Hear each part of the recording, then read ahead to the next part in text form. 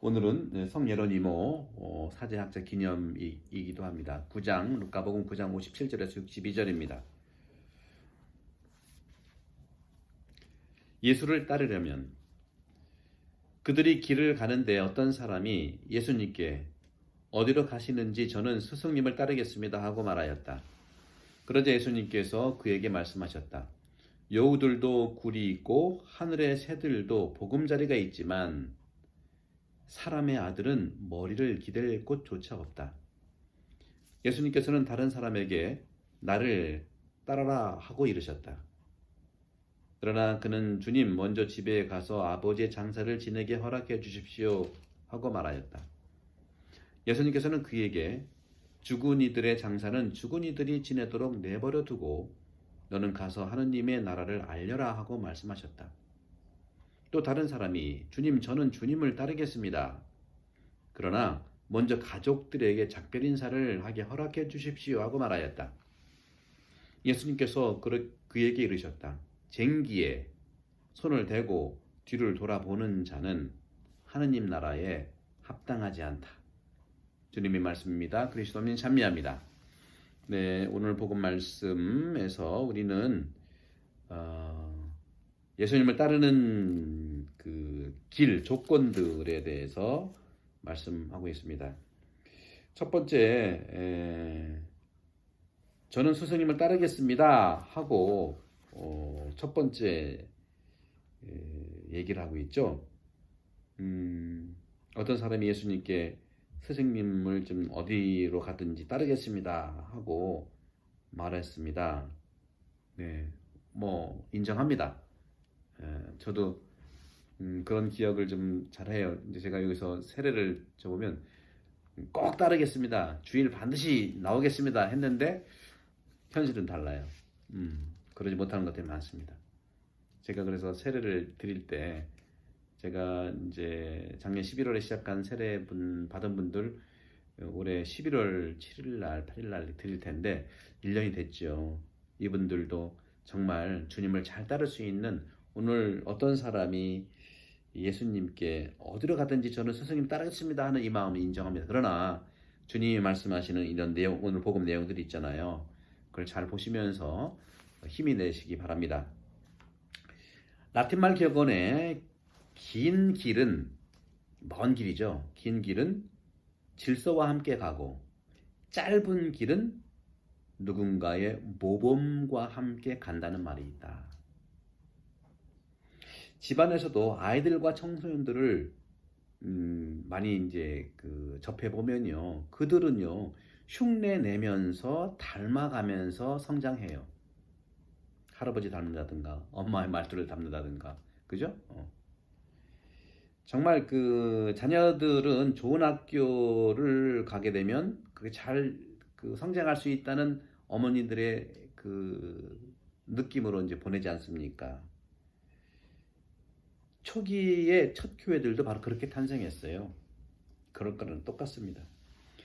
사도들은 예수님을 만나서 그를 따르고 닮아가려고 그랬어요. 우리 신학생들은 안 그렇습니까? 신분 받고 정말 신부가 되기 위해서 정말 예수님을 따라가려고 애쓰고 있죠. 그러나 사제 생활을 30년, 40년 하기란 결코 녹록지는 않는 것을 저도 체험을 해봅니다. 사도들은 예수님을 만나 그를 따르고 닮아갔어요.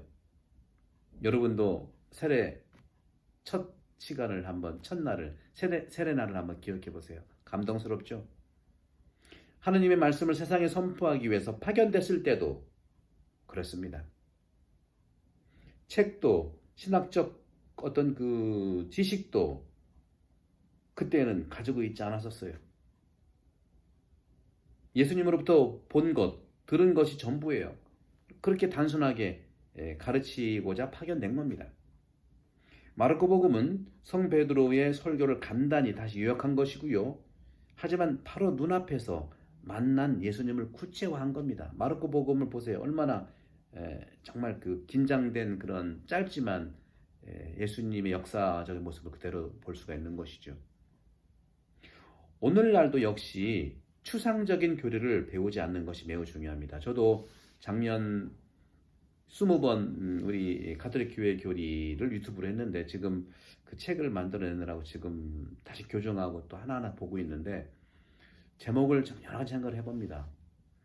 믿음이 약하다는 말씀도 많이 하고 믿음이 없다는 말씀도 하는데 괜찮습니다.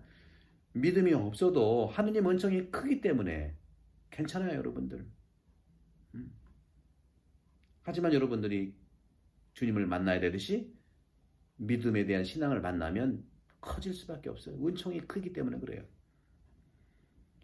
하지만 가족이 되고 또 생각하는 방법 안에서 예수님의 인격을 이미지하는 것이 필요합니다. 신앙을 살아서 또 신앙 산 것을 우리 자손들에게 전달한다는 것은 이웃들에게 전달한다는 것은 윤리적인 반성보다도 더욱 중요한 것은 복음의 한 구절 한 구절을 읽어내는 것과 그 장면들을 내적으로 찾고 살아가는 것이에요. 여러분들 매일 말씀 10분 강론 들으면서 예수님의 향기를 느껴보세요. 예수님의 인격을 느껴보세요. 지식보다는 그 예수님의 이런 생각들과 말씀들의 향기가 있지 않습니까? 주님은 오늘 말씀하십니다. 쟁기에 손을 대고 뒤를 돌아보는 사람은 하느님 나라에 합당하지 않다. 현명한 사람은요, 자기가 틀린 것을 알았을 때 각자의 의견과 감정을 바꾸는 유연성과 대기성으로부터 알 수가 있습니다. 정말 훌륭한 사람은요, 자기 생각을 바꾸는 거예요. 서로 대화하다가 건강한 대화를 하더라도 자기의 주장을 하다가 상대방의 주장이 정말 옳고 정당한 내 생각을 바꾸는 거예요. 하지만 한계가 있습니다. 너무 자주 생각을 바꾸는 사람은 항구적이거나 신뢰적이지 않아요. 쟁기를 손에 들고 뒤를 볼 수는 있죠. 근데 매번 쟁기하면서 뒤를 보면 어떡합니까? 이 밭이 안 갈려지잖아요. 더군다나 신뢰로 약속한 사람들은 태도를 바꾸는 것이 나쁩니다. 세례 받으면서 정말 나오겠습니다 하고 약속했는데 세상의 조류에 엎어지는 거 이해합니다. 그러나 매번 그렇게 된다는 것은 참 안타까운 일이지만 다른 것도 그럴 수밖에 없다고 저는 보는 거죠. 그리스도의 참 본질은 그리스도의 인격에 믿음을 두는 것입니다. 의심하면서 그리스도의 현존을 믿기란 불가능하고 불확실한 거예요. 근데 잘 될까? 세례 받고서 내가 성당 잘 나올까? 의사는요, 다른 약을 복용한 환자에게 진료를 거부합니다. 왜냐하면 부작용이 있으면 몸이 쇠약해지고 그 때문에 약효가 또 안 듣기 때문이에요. 불행하게도 많은 그리스도인들이 이중 처방에 마음을 두고 따르는 경향이 많이 있다고 저는 봅니다. 이중 처방. 이것도 좀 가보고 저것도 좀 가보고. 주일미사도 여러 가지 중요한 것 중에 주일미사는 하나 중에 하나죠. 그죠? 선택 중에 하나. 조금은 그리스도의 가르침을 받아들이고 조금은 반대 의견의 호구반을 갖고 그렇게 약한 그리스도의 삶은 좋은 예를 주지 않습니다. 그것은 살아가는 자에게 만족을 주지 못합니다. 그것 또한. 오늘 주님께서 말씀하십니다. 죽은 자들의 장사는 죽은 이들이 지내도록 내버려 두고 죽는다는 말은요. 다양한 모양으로 표현한 경향이 있어요. 우리는 오직 한 번 죽습니다. 또 우리는 매일 또 어떤 의미에서 죽어야 합니다. 우리 안에서 육의 업적들, 육의 고통들은 죽어야 한다고 성 바울은 말하죠. 로마서 8장 13절, 콜로사에서 3장 5절입니다.